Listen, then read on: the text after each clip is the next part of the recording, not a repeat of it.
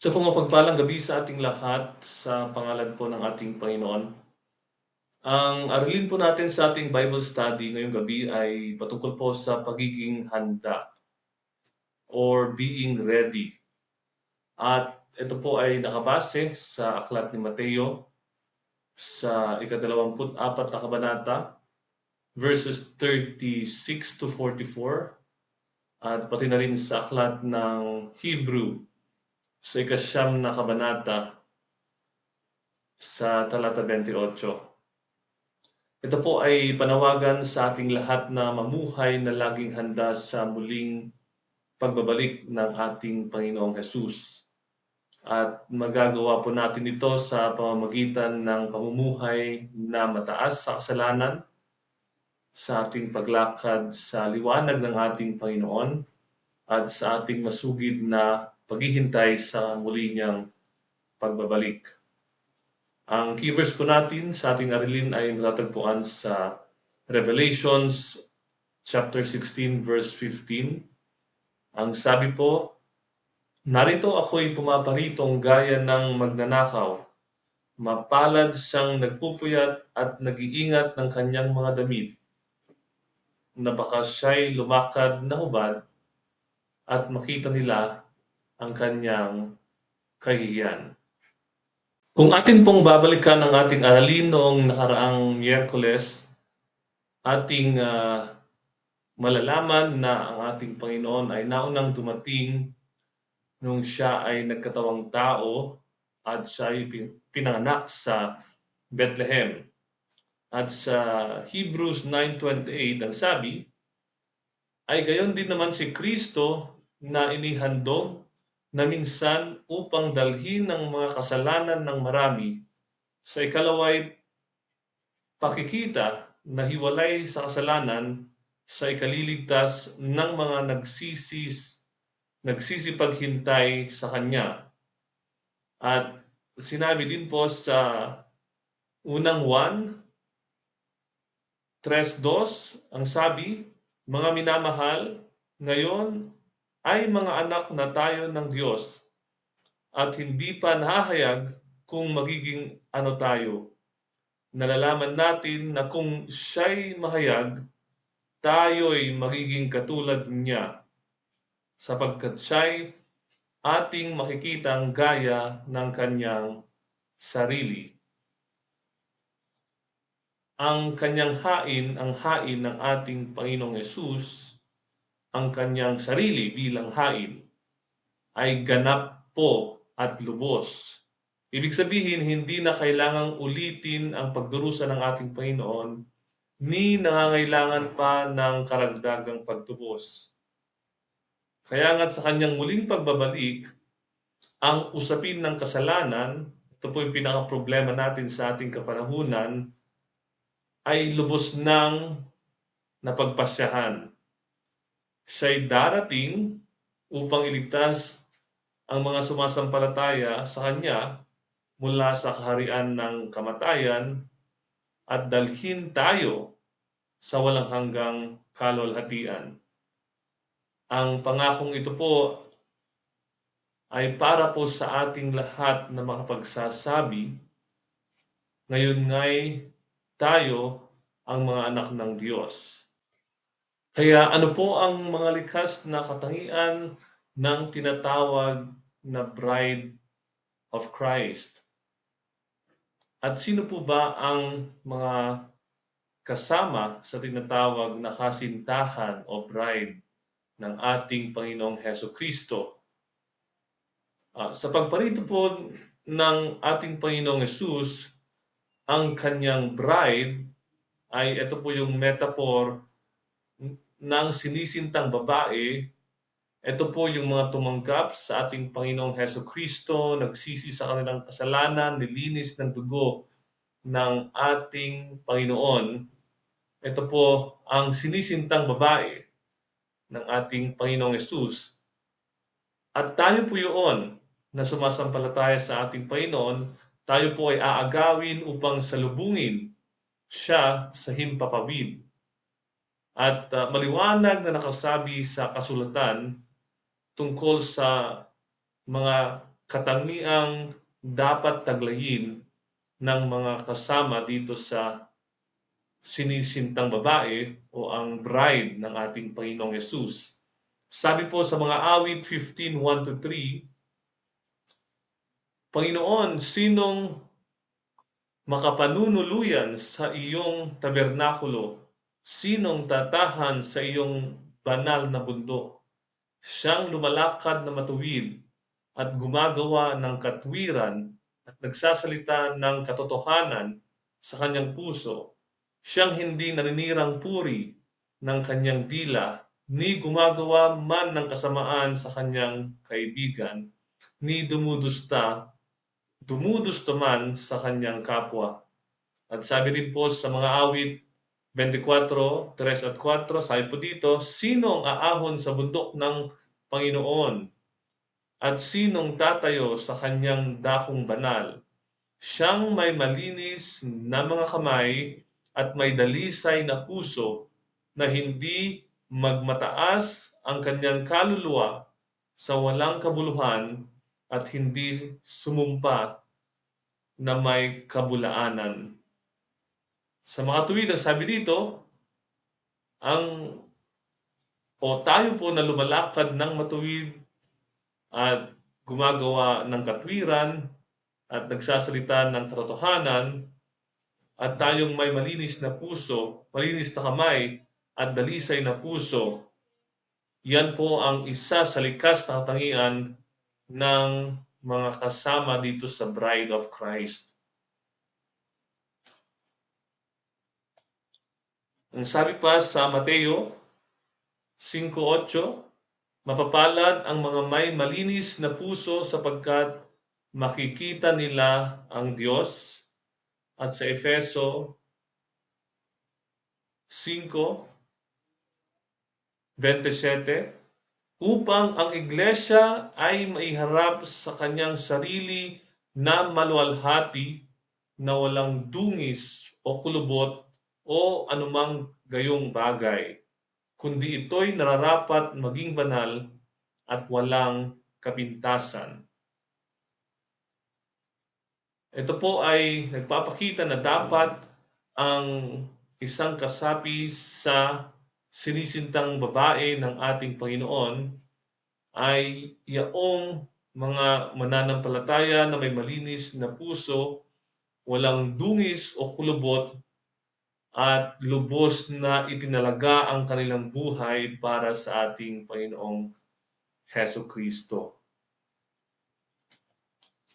At pangatlo, ang pangatlong likas na katangian ay matatagpuan natin sa Titus 2:11-13. Ang sabi po, sapagkat napakita ang biyaya ng Diyos na may dalang kaligtasan sa lahat ng mga tao, na nagtuturo sa atin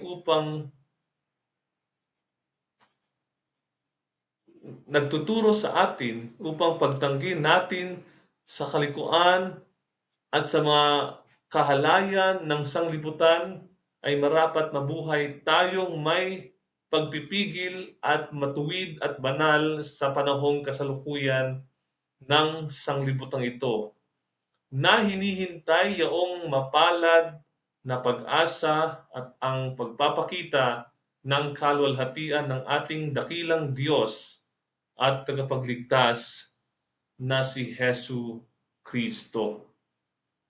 At sa pahayag 19:7-8, tayo'y mga galak at tayo'y magsayang mainam at siya'y ating luwalhatiin, sapagkat dumating ang pagkakasal ng Kordero at ang kanyang asawa ay nahahanda na.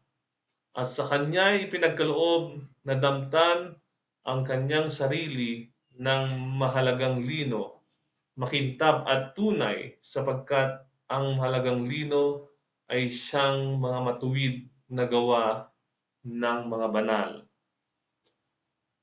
Sa mga tuwid, sinasabi po dito sa mga talatang ito na ang Bride of Christ, kanyang katangian ang pagiging maingat, matuwid at makadiyos, at siya din ay nababalutan ng katwiran, handa sa pagparito ng kanyang kasintahang lalaki o ang ating Panginoong Jesus.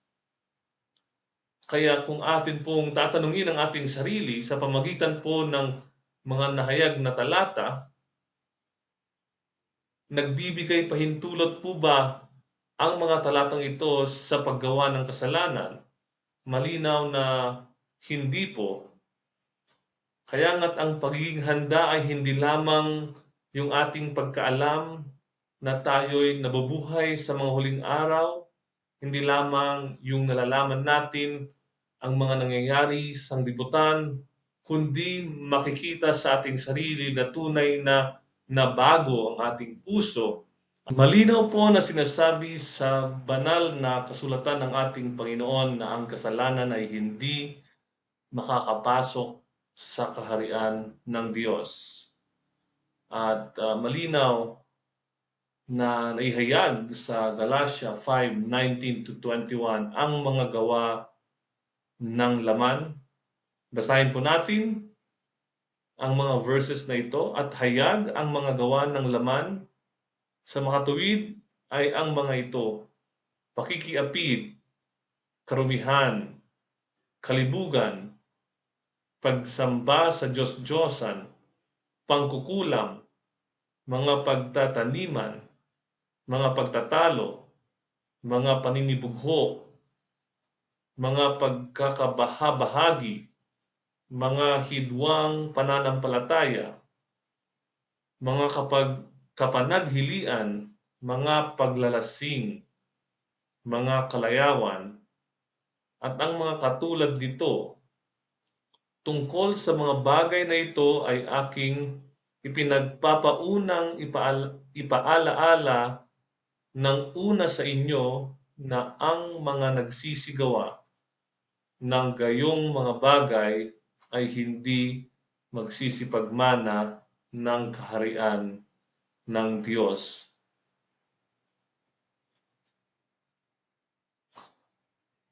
Sa atin pong kapanahunan, hindi po hindi na po ikinukubli ang paggawa ng kasalanan. Ang pakikiapid, halimbawa, ang pakikisama sa kahalayan o kalibugan, ang pangkukulam, ang paglalasing, na noong sinaunang panahon ay itinatago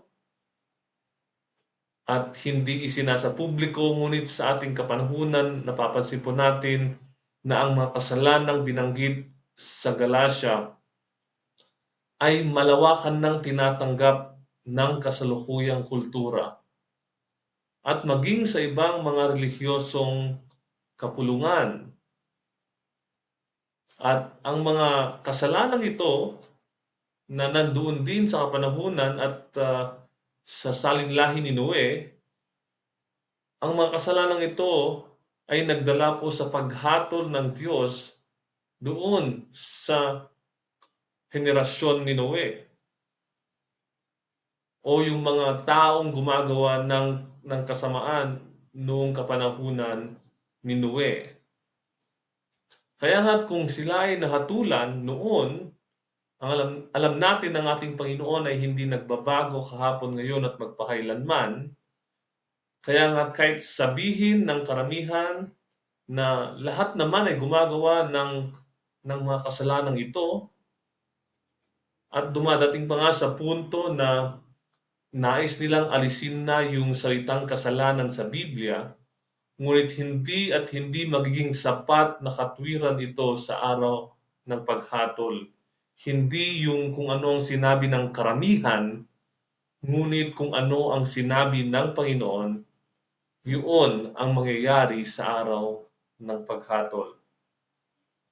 Kaya mga kapatid, bagamat alam natin na pinahihintulutan ng sanglibutan ang mga kasalanang ito, kailanman ay hindi sila katanggap-tanggap sa harapan ng ating Panginoon. Ang kanyang pamantayan ng ating Panginoon ay hindi nagbabago ayon sa pagbabago ng kultura Napakagandang katanungan po para sa ating lahat. Ano po ang pumipigil sa atin o sa mga tao upang maging handa sa muling pagbabalik ng ating Panginoon? Naipresenta po dito ang anim na pag-aabala ng tao na nagiging dahilan upang sila ay hindi sumampalataya na ang ating Panginoon ay nariyan na, nasa pintuan na nga at malapit na pumarito. Ang una po ay ang pananalapi at pagkautang.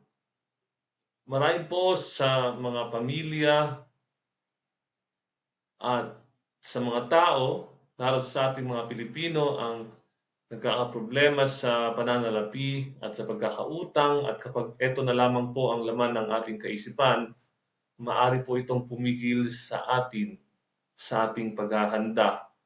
Maaari din pong pumigil sa ating paghahanda sa pagparito ng ating Panginoon ng alitan sa pamilya.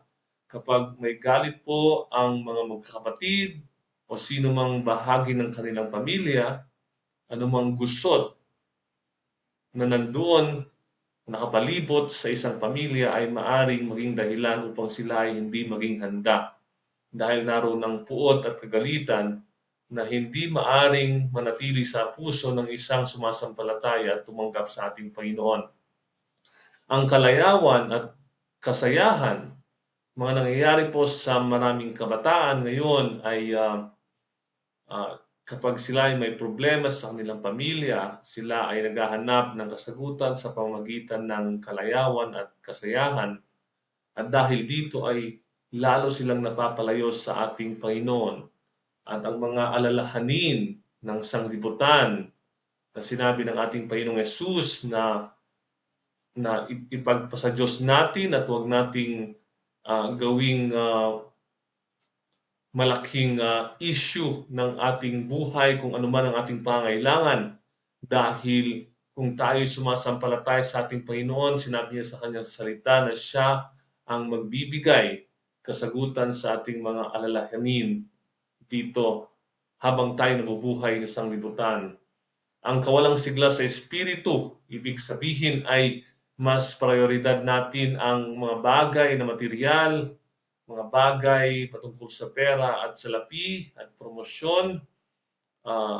At ito ang sanhi kung bakit nakakalimutan nating magbasa ng salita ng Panginoon o manalangin o ang sumama sa mga gawain sa pagpupuri at mga services.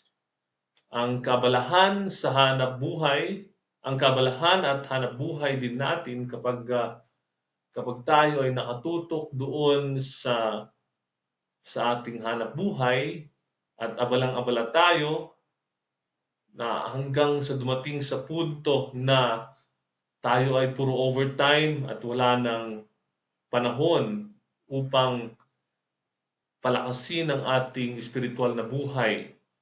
Ito po ay magiging hadlang upang tayo maging handa sa pagparito ng ating Panginoon. At makikita din po natin sa mga araw ni Noe, meron pong pagkakahalintulad sa mga kapanahunan natin ngayon. At sa kabila ng 120 taon na paghahayag ng babala ni Noe sa mga tao, ang buhay nila ay nagpatuloy na karaniwan. Hindi nila tinanggap ang aral ni Noe na pagsisisi at pagtalikod sa kanilang kasalanan. At kung papansinin po natin sa ating mga kapanahunan, marami na pong naghahayag ng salita ng Diyos sa mga lansangan at kung saan-saan. At ito po ay patunay na nais ng Panginoon na sumampalataya ang lahat ng tao dahil malapit na siyang bumalik. Ngunit alam natin na ilan lamang po ang sumasampalataya at tumatanggap sa mensahe ng ating Panginoon. Ang mga tao ay kumakain, umiinom, nag-aasawa, at walang kamalayan sa darating na bagay na sinabi ng Panginoon sa kanyang salita. Sinabi nga sa Mateo 24:38-39, ang sabi, sapagkat gaya ng mga araw bago nagkagunaw, sila'y nagsisikain at nagsisinom at nag-aasawa hanggang sa araw na pumasok si Noe sa daong. At hindi nila nalalaman hanggang sa dumating ang paggunaw at sila'y tinangay na lahat, ay gayon din naman ang pagparito ng anak ng tao. So, ibig sabihin ay gayon din ang mangyayari sa muling pagbabalik ng ating Panginoon. Marami po ang magugulat at hindi nila aasahan ang pangyayaring ito. Sa atin pong kasalukuyang panahon, ang mga pagtatalo, ang mga pananalapi, mga usapin sa pamilya, at ang mga walang humpay na bilis na takbo ng buhay ay maaring maglayo ng ating pansin sa pinakamahalagang bagay na mangyayari. Ito ang muling pagbabalik ng ating Panginoon. Bakit po mapanganib ang kompromiso? Ang mga kompromiso ng makabagong iglesia ay madalas na nakaugat sa pag-angkop sa kulturang makasanglibutan. Ito din po ay nakaugat doon sa pagbibigay diin sa kasikatan kesa sa katotohanang biblikal at sa unti-unting pagkasira ng integridad ng doktrina. At ito pong mga kompromisong nabanggit ay kadalasang pinapagalaw ng pagnanais na maging kaugnay at marami din po ang takot sa pag-uusig at ang iba naman po ay naghahangad ng kasikatan. Sa halip na ang kanilang itaas ay ang ating Panginoong Hesukristo, ang kanilang itinataas ay ang kanilang sarili. Ito po ang iba't ibang uri ng kompromiso na maaring makaapekto sa ating relasyon sa ating Panginoon. Ang una po ay moral relativism. Marami pong mga iglesia sa kasalukuyan ang nagbabago ng kanilang paninindigan o doktrina hinggil sa pag-aasawa, pati na rin sa sexual na integridad, at ang kadahilanan po ay upang umayon sila sa pamantayan ng makabagong lipunan. Sa halip na talikuran nila iyon at sundin ang sinasabi ng salita ng Panginoon na walang kompromiso, mas nais nila na umayon sa pamantayan ng makabagong lipunan na siyang nagbubunga ng kompromiso laban sa prinsipyong biblikal. At bakit po? Dahil sa consumer-driven Christianity. Ano po ang consumer-driven Christianity? Ito po ay sa halip po na God-centered, nagiging human-centered po yung approach. Ang pagsamba nila ay sa halip na nakatuon sa Diyos, ito po ay nakatuon sa aliwan lamang. At sila din naman po ay nagbibigay ng prioridad sa pagpapanatiling maginhawa ang mga dumadalo. Ayaw nilang pag-usapan ang kasalanan at o kumbiksyon. Ayaw nilang pag-usapan ang pagsisisi at paninindigan. Ang gusto lang po nila ay ang feel-good na uri ng Kristyanismo. Ang pangatlo pong mapanganib na kompromiso ay ang biblical illiteracy and fear. Ang malawak na pagbagsak sa pagbabasa at pag-unawa ng Biblia, alalahanin po natin hindi lamang po pagbabasa, pati na rin ang pag-unawa ng Biblia, ay nasasamahan din po ng takot na matawag na mapanghusga ka kapag binabase mo ang iyong buhay sa Biblia. At dahil dito, nagiging sanhi siya upang ang mga mananampalataya ay umiwas sa matibay na paninindigan dahil kung hindi po tayo maninindigan sa salita ng Panginoon, wala po tayong matibay na paninindigan sa ating pananampalataya. Ang pangapat po ay doctrinal delusion. Ito po ay ang paglaganap ng pagkasira ng matibay na doktrina o pagtuturo sa katotohanang biblikal, sapagkat ang ilang mga denominasyong Kristiyano ay binabawasan o pinapabayaan ang mga pangunahing paniniwala upang sila ay hindi makasakit o hindi sila maka-offend ng mga nakikinig sa kanilang sermon o sa kanilang mga itinuturo. Dahil ayaw nila na tumalikod yung mga tao na hindi makatanggap sa katotohanan. Ibig sabihin, mas mahal nila ang opinyon ng tao kesa sa kung ano ang sinabi ng ating Panginoon. Ang cultural conformity ay halos halintulad po ng moral relativism. Ang pagpasok po ng makasanlibutang pag-iisip kabilang na rin sa pagbibigay diin sa sariling kaginhawaan, kasakiman, at mga adhikaing pampulitikal, at hindi yung higit na pagtuturo ng salita ng Panginoon, ng Biblia. Ito po ay nagbubunga ng kompromiso dahil hindi na po biblical ang inaaral doon sa loob ng church. At ayaw po natin na mangyari ito sa ating iglesia, kaya nga pumapalad po tayo dahil ang ating pong paninindigan, ang katotohanan lamang po ay ang nasa salita ng ating Panginoon. Kaya po nakakatakot po na tayo po ay magkaroon ng cultural conformity.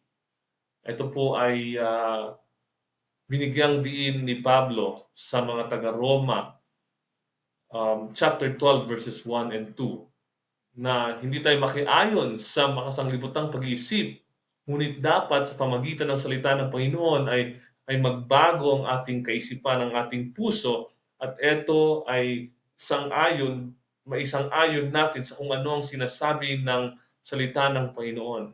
Na tayo magpapasakop sa salita ng Panginoon, ang hindi ang salita ng Panginoon ang ating babaguhin upang masunod lamang ang kagustuhan ng tao. At ang neglect of sanctification, ito po ang mayroon na pong pagbagsak sa pagbibigay diin sa kabanalan. Marami pong mga iglesia ang hindi na po nagtuturo ng kabanalan, at dapat ay tayo ay humiwalay mula sa gawaing hindi makadiyos at sa panawagan na mamuhay ng isang natatanging buhay at debosyon sa ating Panginoon. At dahil wala ng aral ng sanctification or kabanalan, nakita po natin ang buhay ng mga Kristiyano na may kompromiso, na sinasabi ng marami na sila ay sumasampalataya sa ating Panginoon, ngunit sila pa rin ay gumagawa ng kasamaan at kalikuan at hindi sang-ayon sa turo ng Biblia. Ang sinaunang kasalan ng mga Hudyo ay isa pong konteksto ng paghihintay upang tunay na atin pong maunawaan ang talinhaga ng 10 dalaga at ang kahalagahan ng pagiging handa. Kinakailangan po nating pahalagahan ang mayamang konteksto ng sinaunang kasalan ng mga Hudyo. Kaiba po ito sa makabagong seremonya dahil ito'y isang maraming yugtong proseso na kinasasangkutan ng mahabang panahon na paghahanda at paghihintay. Ang una po dito ay ang tinatawag na betrothal o kiddushin. Ito po ay isang formal at legal na tipan na itinatag sa pagitan ng magkasintahan. Pagkatapos po nito, ang kasunod po na yugto ay ang paghahanda ng lalaking mag-aasawa. Ang lalaking mag-aasawa ay maghahanda ng bagong tahanan sa bahay ng kanyang ama. At kung babalikan po natin ang nasa 1:14, 2-3, nakita po natin doon ang pahayag ng ating Panginoon na siya'y naghahanda ng mansyon doon sa bahay ng kanyang ama. At ang pangatlong yugto po ay ang paghihintay ng babae. Ang babae po, the bride, ay matyagang nag-iingat na laging handa sa kanyang ilawan at inaabangan niya ng mainam ang muling pagbabalik ng kanyang kasintahang lalaki. At ang pang-apat at panghuling yugto o proseso ay ang pagbabalik ng lalaking mag-aasawa. Ito po ay tinatawag na nisuin. Ano po sa salitang Hudyo. Ang pagbabalik ng lalaking mag-aasawa upang pangunahan ng babae patungo sa piging ng kasalan. Ang lalaking mag-aasawa ay hindi dapat makaalam ng araw o oras. Ang ama lamang ang dapat magpasya at magbigay ng utos. Makita po natin ang similarity.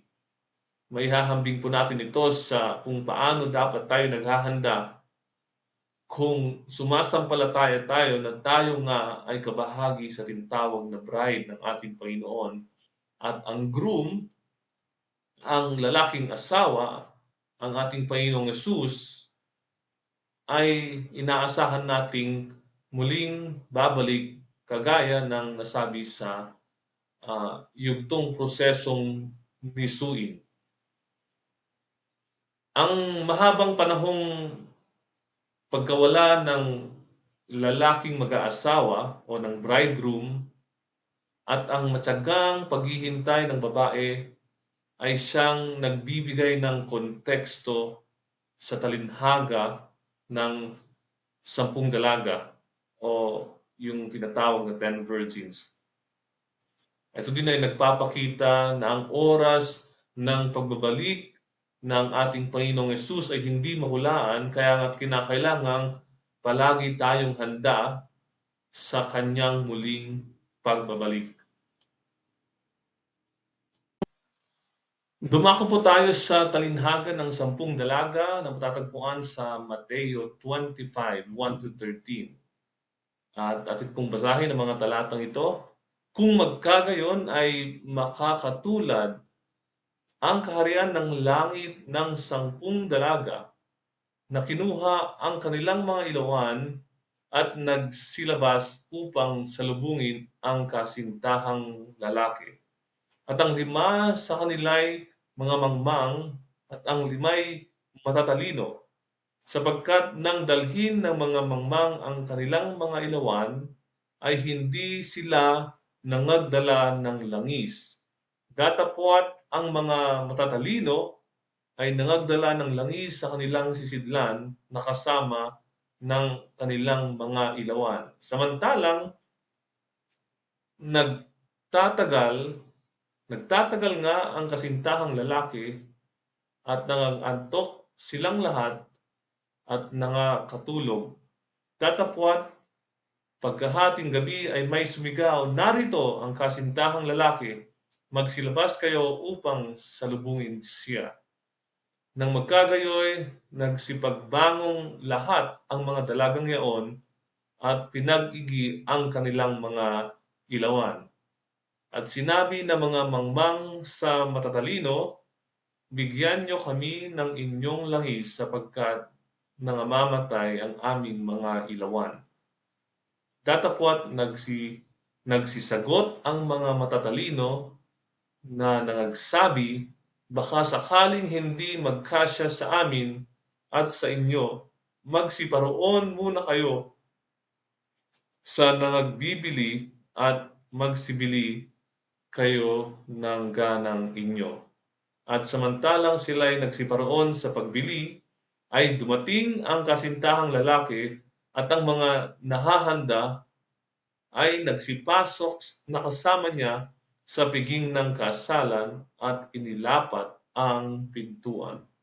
Pagkatapos ay nagsirating naman ang mga ibang dalaga na nagsisipagsabi, Panginoon, Panginoon, buksan mo kami. Datapwat sumagot siya at sinabi, Katotohanang sinasabi ko sa inyo, hindi ko kayo nakikilala. Mangagpuyat nga kayo sapagkat hindi nyo nalalaman ni ano ang araw ni ang oras. Purihin po ang Panginoon sa mga talatang nabasa. Dito po sa Mateo 25, 1-13, makita po natin na 5 ang matatalino sa mga dalaga at 5 ang mga mangmang. At ang pagkakaiba po ng pagiging matalino at pagiging mangmang ay hindi po yung pagnanais na makasama, ngunit kung paano sila naghanda. Hindi po pagnanais na makasama kundi kung ano ang ating paghahanda sa muling pagbabalik ng ating Panginoon. Maaring lahat tayo ay nagnanais na makasama sa muling pagbabalik ng Panginoon, ngunit ang katanungan ay lahat ba tayo ay naghahanda sa muling pagbabalik ng ating Panginoon? Ang 5 mangmang na dalaga ay mayroon ding namang mga ilawan. Ang problema nga lang, wala silang dalang langis. Kaya't sila'y hindi handa nang dumating ang kasintahang lalaki at sila ay naiwan sa labas ng pintuan. Ang 5 matalinong dalaga ay lumakad sila sa ilaw at sila'y may dalang ilawan at ang kanilang ilawan ay may lamang langis. At kahalintulad nito ang mga biyayang kaligtasan, kabanalan at bautismo ng Espiritu Santo na ating tinanggap. Kaya nga't sila'y handa at tayo'y handa sa pagdating ng kasintahang lalaki o ng ating Panginoong Hesus kung tayo ay puno kung ang ating mga ilawan ay puno ng langis. Sabi ng mga biblical scholars na ang langis ay sumisimbolo sa Espiritu Santo na siya ding naghahatid ng mga biyayang ating tinanggap kagaya ng kaligtasan, kabanalan at bautismo ng Espiritu.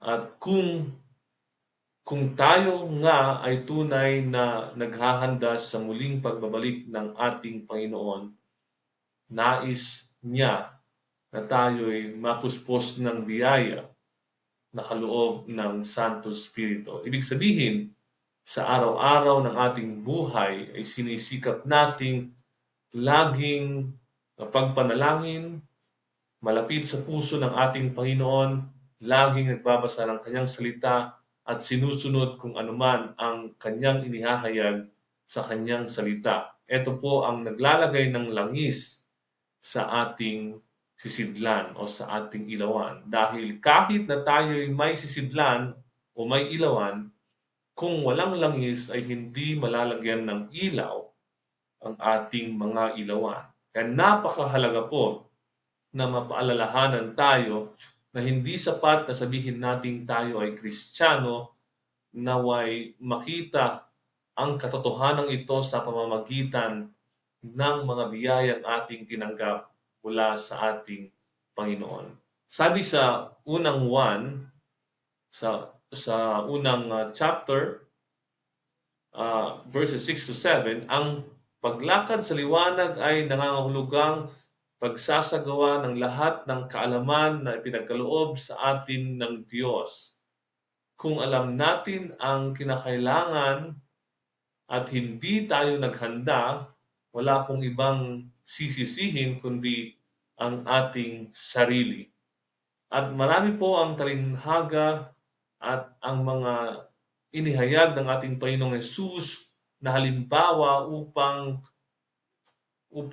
maipakita sa atin ang kahalagahan ng pagiging handa. Hindi po biro na tayo po ay maiwan kapag dumating po ang ating Panginoon. At nakita po natin kung ano yung percentage o porsyento ng matalino at mangmang. 50%.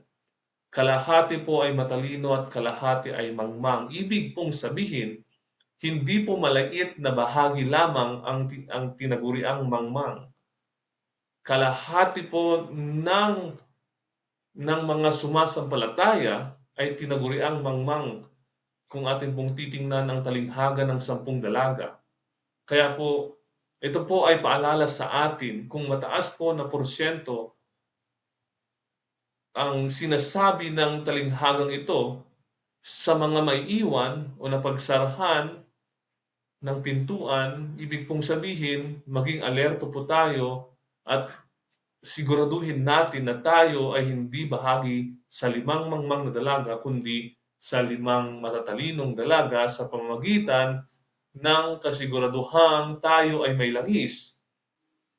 Kaya po, paalala po sa ating lahat ngayong gabi na tayo pong lahat ay maging mapagmatsyag at maging ugali po natin ang laging handa sa muling pagbabalik ng ating Panginoon dahil sinabi sa Mateo 25:13, "Mangagpuyat nga kayo sapagkat hindi niyo nalalaman ng araw at ng oras." At ang tunay po na pagbabantay ay hindi po ito isang walang kibo o walang buhay na paghihintay, kundi ito po ay pag-uugali ng ating puso at isipan na meron po tayong kagalakang iwanan ang lahat ng mga bagay upang handa tayong salubungin ng ating Panginoon. At pinapaalala pong muli sa atin ng ating Panginoon na hindi natin malaman ang oras ng kanyang muling pagbabalik. Sabi sa Mateo 24:36, "Ngunit tungkol sa araw at oras na yaon walang nakakaalam kahit ang mga anghel sa langit, kahit ang anak, kundi ang Ama lamang."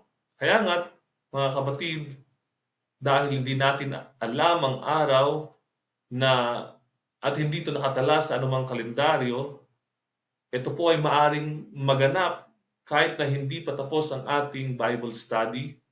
Kagaya po ng lobo na lumalaki, habang ito'y lumalaki, ito po ay lalo pong lumalapit ang taktang oras upang ito ay pumutok. Kaya magkaroon po tayo ng kagalakan sa paghihintay at maging handa po tayo sa pagbabalik ng ating Panginoon. Ano po ang kahihinatnan ng mga hindi naging handa sa muling pagbabalik ng ating Panginoon? Sa salita ng ating Panginoon, may dalawang walang hanggang hahantungan ang ating mga desisyon habang tayo ay nabubuhay sa mundo. Sa Revelations 21:8, meron pong babala ng lahat ng mga makasalanang hindi nagsisi ay naihagis o maihahagis sa dagat-dagatang apoy. Ngunit sa ibang dako, sa Mateo 25:34, ipinahahayag naman dito ang maluwalhating hahantungan ng isang nakapaghanda o ang buhay na walang hanggan sa harapan ng Ama sa mga langit. Kaya makita po natin the two extremes. Ang isa ay dagat-dagatang apoy, ang isa ay ang buhay na walang hanggan kasama ang ating Panginoong Diyos. Kaya kapag tayo po ay hindi nakasama sa pagtatangay, hindi po ito parang isang trend lamang na ating hindi nasakyan dahil wala na pong part 2, ang rapture. Kaya po yung dalamhati na mararamdaman, lalo't higit ikaw ay nakarinig ng salita ng Panginoon at ikaw ay tumanggap noon sa ating Panginoong Hesukristo, ngunit iyong binitawan ang iyong pag-ibig at pananampalataya sa Kanya, walang hanggang pagsisisi at panghihinayang po ang mararamdaman ng taong yaon. Kaya po ang ating pagpapasya at ang ating pong mga pinagkakabalahan ngayon ay nagtatakda po kung saan natin gugulin ang ating walang hanggan. Kung ikaw ay nakahanda, ikaw po ay aagawin sa kalulhatian at makakatagpo mo ang ating Panginoong Hesukristo, mababago ang iyong katawan ng isang glorious body, at ikaw ay mabibigyan ng buhay na walang hanggan. Ngunit kung ikaw ay hindi nakahanda, ikaw po ay may iwan dahil ikaw ay mapagsasarahan ng pinto at gaya ng sabi sa mga talata sa Mateo, sasabihin ng Panginoon na hindi kanya nakikilala. Kaya ang hamon po sa ating lahat ay isapuso po natin yung talatang nagsasabing ngayon tayo'y mga anak ng Diyos. Totoo nga ba na tayo'y mga anak ng Diyos dahil tumalikod na tayo sa sanglibutan at lubusang sumampalataya at naniwala at nanindigan sa ating Panginoong Heso Kristo. Bilang panghuli po, muli po tayong pinapaalalahanan ng panawagan po sa atin ay maging handa. Mateo 24:44, kaya nga kayo'y magsihanda naman sapagkat paririto ang anak ng tao sa oras na hindi ninyo iniisip. Kinakailangan po nating una, mabuhay na mataas sa kasalanan sa pamagitan po ng paglakad sa kabanalan, may malinis na kamay, dalisay na puso, at nababalutan ng katwiran.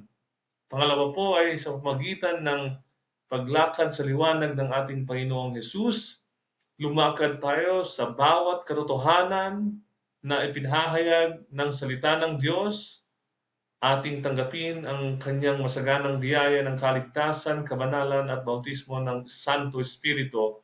At pangatlo ay magbantay tayo ng may pananabik. Linangin natin ang ating pusong laging nakatuon sa kanyang pagbabalik. Tayo'y laging umaasa, laging handa, hindi abala sa mga ibang bagay, hindi nagagambala ng mga kalayawan, at buo ang ating atensyon at inaabangan talaga natin ang kanyang pagbabalik. Hindi natin kinakailangang mapabilang mga kapatid sa mga mabibigo at may iwan. Dapat lang nating kilalanin ang ating pangangailangan sa Kanya at lagi tayong tumawag sa Kanya at tutulungan tayo ng Panginoon na tayo'y maging handa. Magandang gabi po sa ating lahat.